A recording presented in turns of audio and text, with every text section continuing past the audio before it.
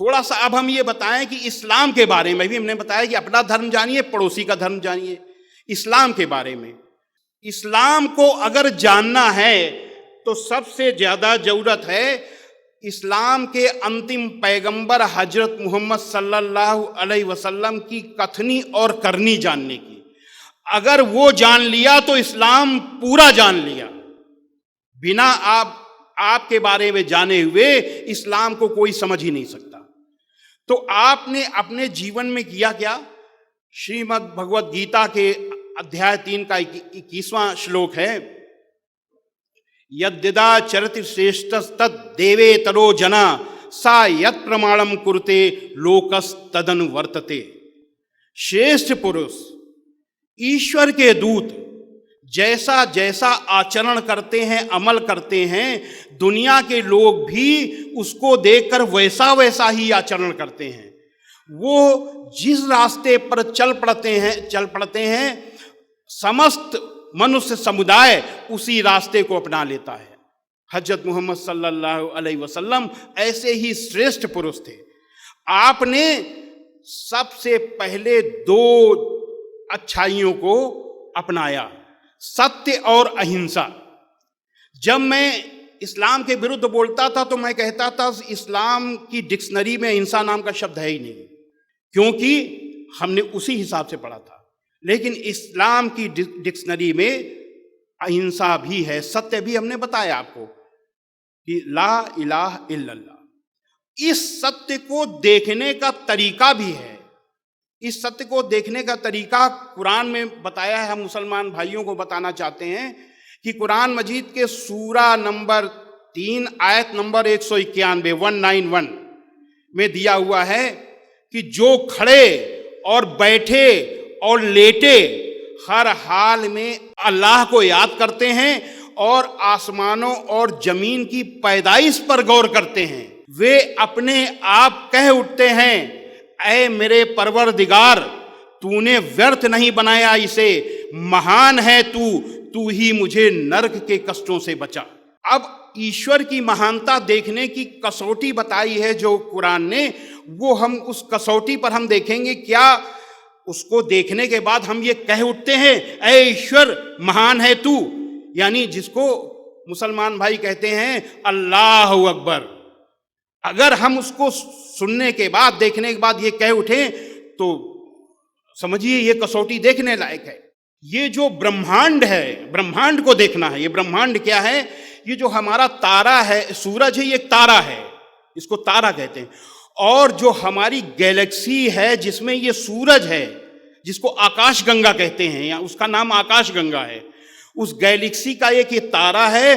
उस गैलेक्सी में 200 अरब सूरज हैं और ऐसे ऐसे सूरज हैं जो इससे भी हजारों लाखों गुना बड़े सूरज हैं, ऐसे, और हजारों गुना ज्यादा प्रकाशवान सूरज हैं। ऐसा नहीं कि सब इसी के बराबर हैं।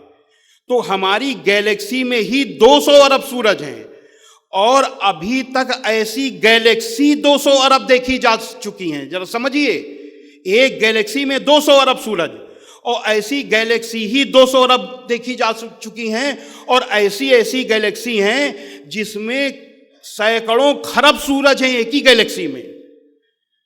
और ये जो आखिरी गैलेक्सी देखी गई है वो यहां से 13 अरब 60 करोड़ प्रकाश वर्ष दूर है। 13 अरब 60 करोड़ प्रकाश वर्ष दूर। जरा इसको सोचिए, तब ईश्वर अपने आप लगता है कि बस ईश्वर से बड़ा कोई नहीं है। तो अब ये प्रकाश वर्ष क्या है? जो प्रकाश है, ये जो लाइट है, टार्च मारिए, रोशनी वहां गई, तो ये जो रोशनी की चाल है, वेग, 1 सेकंड में 3 लाख किलोमीटर जाती है। यानी इसकी चाल 1 घंटे में 1 अरब 8 करोड़ किलोमीटर, 1 घंटे में 1 अरब 8 करोड़ किलोमीटर। एक दिन में 25 अरब 92 करोड़ किलोमीटर, और एक साल में ये 9460 अरब 80 करोड़ किलोमीटर जाती है एक साल में। तो जो एक साल में जो प्रकाश दूरी तय करता है, इसी दूरी को 1 प्रकाश वर्ष दूरी कहते हैं।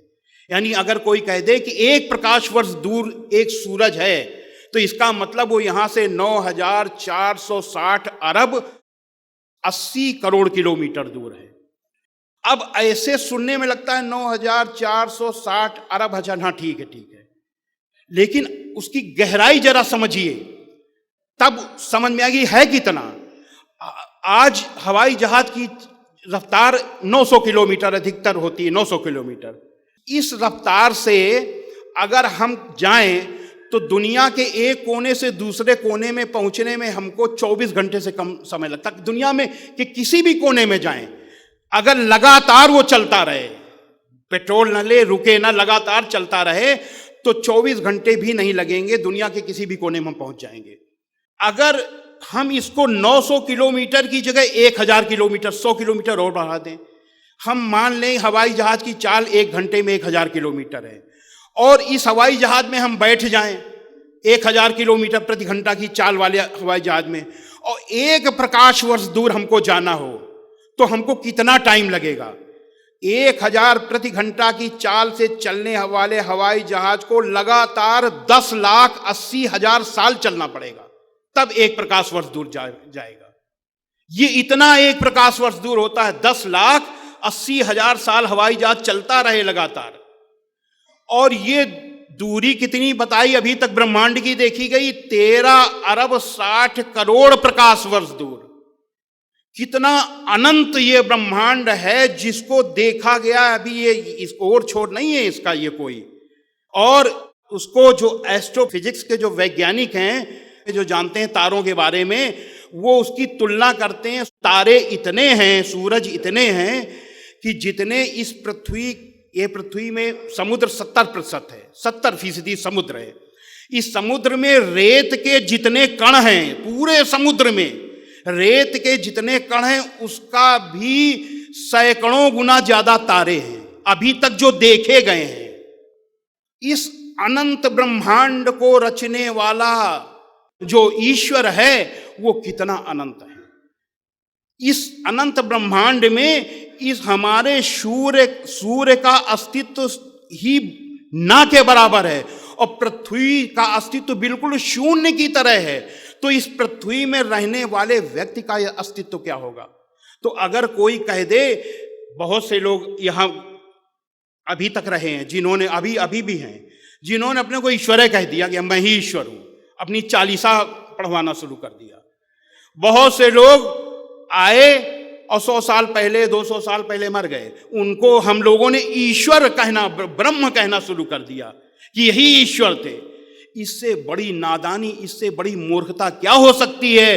वो ब्रह्मांड की रचना को देख लें, उसके बाद उनको समझ में आया कि जिस पृथ्वी का अस्तित्व बिल्कुल शून्य की तरह है, उसमें वो इंसान जो यहीं पैदा हुआ, यहीं बड़ा हुआ, बूढ़ा हुआ, मर गया बीमार होकर के, उसको आप बता रहे हो अनंत ब्रह्मांड का रचयिता बता रहे हो। वो मर गया, ब्रह्मांड अभी मौजूद है, अरबों अरबों साल रहेगा। वो मर गया, ईश्वर मर गया। कितनी बड़ी बेवकूफी की बात है। श्वेताश्वतरोपनिषद के अध्याय 4 का 19वां श्लोक है, नैन मूर्धम न तिर्यंचम न मध्य परिजग्रभृत न तस्य प्रतिमा अस्ति यस्य नाम महद्यशः।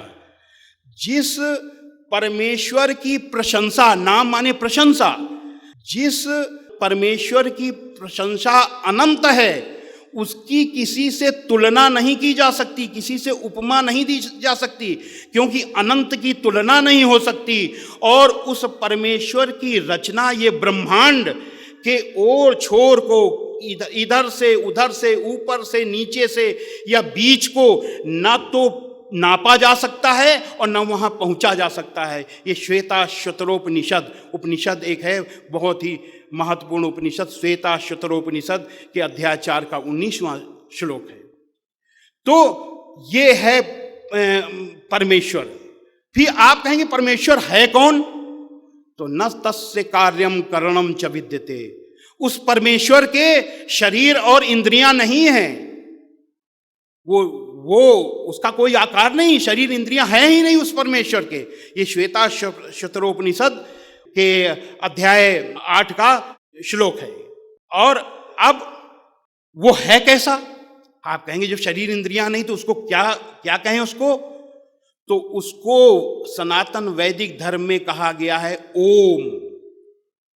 वो शब्द रूप ब्रह्म है, वो ब्रह्म शब्द रूप है। ओम औम, अकारे संस्थितो ब्रह्मा, उकारे विष्णुरास्थिता, मकारे संस्थितो रुद्रस्ततो स्यांतः परात्परा। वो परमेश्वर अकारे संस्थितो ब्रह्मा, ब्रह्मा के रूप में सृष्टि की रचना करता है, ब्रह्मांड की रचना करता है। उकारे विष्णुरास्थिता, उकार के रूप में वो पालनहार है, सारे ब्रह्मांड को चलाता है। मकारे संस्थितो रुद्रस, और मकार के रूप में वो इस ब्रह्मांड में प्रलय लाता है। औम, इसीलिए उसको औम कहा गया है। तो ये है परमेश्वर, ये है दुनिया का सत्य, जिसको आप जो है मुसलमान भाई अल्लाह कहते हैं, एक ओंकार कहा गया है। तो ये है परमेश्वर, ये परमेश्वर का सत्य है। इस सत्य की पैरोकारी हजरत मोहम्मद सल्लल्लाहु अलैहि वसल्लम ने दुनिया में की। अब आया अहिंसा। मैंने बताया था कि मैं सोचता था कि अहिंसा नाम का शब्द ही नहीं है, और बहुत से हिंदू मुस्लिम भाई जो है गैर हिंदू समझते होंगे अहिंसा, अहिंसा कहाँ है इस्लाम में। अब अहिंसा का मतलब है व्यवहारिक अहिंसा। अब व्यवहारिक अहिंसा नहीं कि एक गाल में कोई तमाचा मारे तो कहा जाता है दूसरा गाल बढ़ा दो। सुनने में बहुत अच्छा है, ये सिद्धांत में बहुत अच्छा है, अरे वाह कितनी अच्छी बात है कि एक गाल में तमाचा मारे दूसरा गाल बढ़ा दो, इससे बढ़िया इंसान तो कोई है नहीं। लेकिन व्यवहार में ये हिंसा को बढ़ाने वाला है, ये अहिंसा नहीं, ये हिंसा को बढ़ाता है। एक तमाचा अगर खाओगे दूसरा गाल बढ़ाओगे तो जो दुष्ट है वो दूसरे में गाल में तमाचा ही नहीं मारेगा, कि गिरा के मारेगा फिर कि ये तो लतखोर है। और अगर एक तमाचा मारे तो व्यवहारिक अहिंसा ये है कि उससे कहिए भैया आपने क्यों मारा हमें, उससे सवाल जवाब करिए, उसके बाद भी अगर मारने आता है तो उसका हाथ पकड़ लो। ये है व्यवहारिक अहिंसा, उसको मारने मत दो। ये इसको व्यवहारिक अहिंसा कहते हैं। व्यवहारिक अहिंसा तो ऐसा थोड़ी है कि पाकिस्तान हमला कर दे तो जो है आप लोग कहें नहीं नहीं नहीं हम मारेंगे नहीं, हिंसा हो जाएगी तो क्या है, वो पूरा हिंदुस्तान में कब्जा हो जाएगा।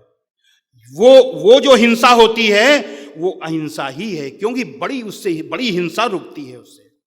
तो ये जो अहिंसा होती है, मनसा वाचा कर्मणा, सनातन वैदिक धर्म, मन से, वचन से, कर्म से किसी को किसी भी तरीके की तकलीफ न पहुंचाना, अपनी तरफ से ये प्रयास करना। तो ये मनसा वाचा कर्मणा अहिंसा कुरान मजीद में मौजूद है। कुरान मजीद के सूरा 28 आयत नंबर 83 में है, अल्लाह वादा करता है लोगों से, मैं परलोक का घर सबसे पहले विशेषकर खास तौर से उन लोगों को दूंगा जो धरती में जुल्म और फसाद करने का इरादा नहीं रखते, मन में सोचते तक नहीं। उनको अल्लाह कह रहा है कि परलोक का घर, जन्नत का घर सबसे पहले देंगे, यानी उनको सबसे पहले मुक्ति देंगे। जो सोचते तक नहीं किसी को तकलीफ पहुंचाने के, धरती में जुल्म और फसाद का इरादा तक नहीं रखते। अब कुरान मजीद तो का आदेश ये है, कोई अगर उसके बाद करे तो कुरान मजीद का कोई दोष नहीं। ग्वाला अगर गाय दूध दे, ग्वाला पानी मिला दे तो गाय को लाठी नहीं मारोगे जाके कि इसने जो पानी दूध दिया। गलती ग्वाला की, गाय की नहीं है। कुरान मजीद ने ये बताया, उसके बाद अगर कोई इसके विपरीत जाता है तो वो जाने, उसका काम जाने। तो ये मन से हिंसा। अब वचन से हिंसा कुरान मजीद के सूरा 41 आयत नंबर 34 में है, भलाई और बुराई बराबर नहीं हो सकती, तो लोगों की सत्य बातों का ऐसे तरीके से जवाब दो जो बहुत अच्छा हो। ऐसा करने से तुम देखोगे कि जिसमें और तुम में पहले दुश्मनी थी अब वो तुम्हारा गहरा दोस्त है। कितनी अच्छी बात। मुसलमानों के लिए अल्लाह का हुक्म है कि अगर मुसलमान से कोई भी गैर मुसलमान या कोई मुसलमान यानी कोई इंसान अगर उससे बदतमीजी से बात करे, गाली दे, तो उसको गाली नहीं देना, बदतमीजी नहीं करनी, उसको इतने अच्छे तरीके से उस जवाब देना है कि वो दोस्त बन जाए। इसीलिए हम कहते हैं इस्लाम लड़ाई का मजहब नहीं है, इस्लाम बदले का मजहब नहीं है, इस्लाम दिल जीतने का मजहब है। मन से, वचन से, कर्म से सूरा 5 आयत नंबर 32, जिस किसी ने एक निर्दोष का कत्ल कर दिया तो मानो उसने सारे इंसानों का कत्ल कर दिया, और जिस किसी ने एक निर्दोष को बचाया तो मानो उसने सारे इंसानों को जीवन प्रदान कर दिया। एक निर्दोष, अब कहीं बम विस्फोट होता है, निर्दोष मारे जाते हैं, अब वो कौन करता है इस पे हम ये कहेंगे इसके लिए इस्लाम जिम्मेदार नहीं है, इसके लिए कुरान जिम्मेदार नहीं है, इसके लिए वो व्यक्ति जिम्मेदार है जिसने ऐसा किया, वो जाने, उसका काम जाने। इसके लिए कुरान का तो ये आदेश है कि जिस किसी ने एक निर्दोष को मारा तो सारे इंसानों का कत्ल कर दिया। ये है कुरान की मनसा वाचा कर्मणा अहिंसा। हमारे चैनल IRPC इंडिया को सब्सक्राइब करें और बेल बटन पर क्लिक करें ताकि हमारा सारा वीडियो आप तक ज़रूर पहुंचे।